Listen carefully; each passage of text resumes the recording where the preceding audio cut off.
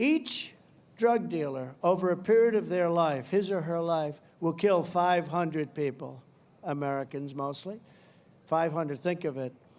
So we have to put an end to it. And all these phony committees and all the things that we do, we're trying to play nice, but you can't play nice. These are smart, vicious, tough people. The cartels, they own now Mexico. I mean, they're running Mexico, and the president is a very good friend of mine, but it's a very tough thing happening. It's the most unsafe country anywhere in the world, Mexico, rated #1 most unsafe. Worse than Afghanistan, you believe it? Because of the drugs. And the drugs are all, most of it are pouring right into our country. So we better get smart. And if we do something that I think most of the people in this audience want, we're going to get that done. We're going to get that done. We have no choice. You know, much of our crime, Dan, I think you know this, much of our crime is caused by drugs, even if it's not, you don't think of it as drugs, but a lot of the crime that we have, the robberies and all of the different things that's caused by drugs, you end that, you end the drug situation coming into our country, you'll end 75, 80% of the crime coming into our country. So we better get smart and tough and start using a little common sense, right? Not conservative, common sense. Somebody said, are you a conservative? I said, well, I am, but I'm a person with a lot of common sense. That's why we had such a successful country 2 years ago, energy independent, no inflation, little things like that.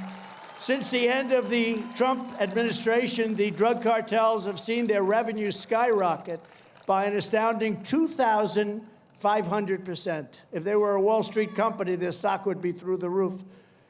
From $500 million to last year, $13 billion in 1 year. This is what they're making.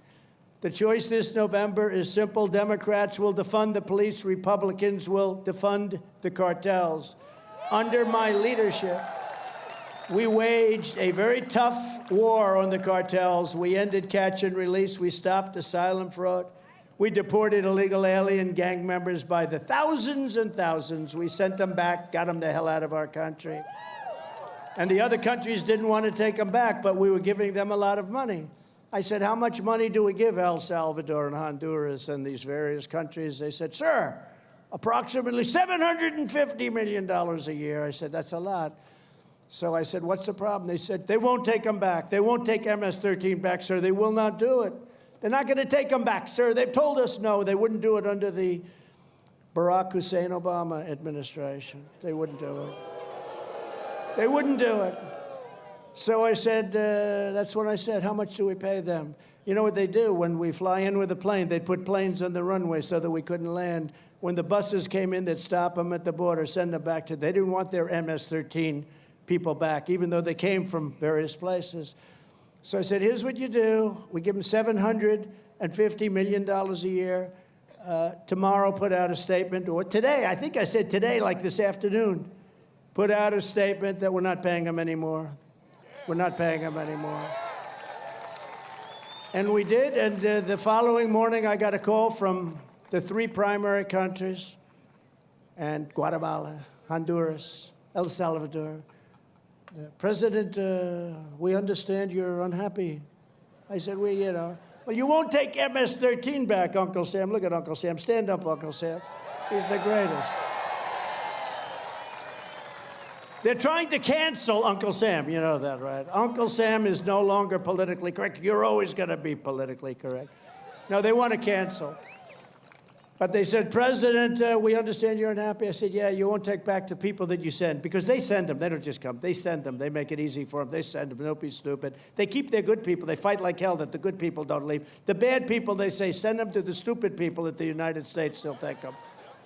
And you see what they're doing, what they're building for them? They're living better than our soldiers. They're living better than our veterans. They're living better than the people in our country. They're building things that are beautiful.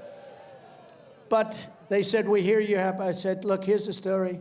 You're not getting any more money. You're not getting anything. What you're doing to us, and then you don't let us send them back. The people of ICE are incredible. The Border Patrol is incredible.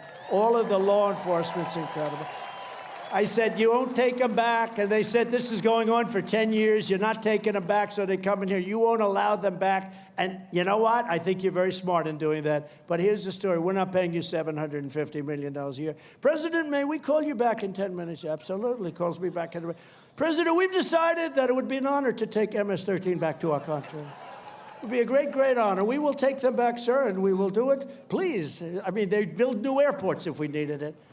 So this is what happens. We have people that just don't know what the hell they're doing. It's so sad to watch what's happening to our country. Our country has never been so low. It's a laughingstock all over the world. We built hundreds of miles of border wall, and despite 2.5 years of Democrat lawsuits, they tried to stop it. I won all of the lawsuit. We finished the first phase of the wall. Then I said, let's add some more. We added 200 miles more, and we would have had more than that. And that's when I got the distinct impression that they were actually serious about not wanting to close up the border because they refused. In fact, Texas wanted to finish up the wall, and they wouldn't let them use the wall that was already built and sitting there ready to be installed.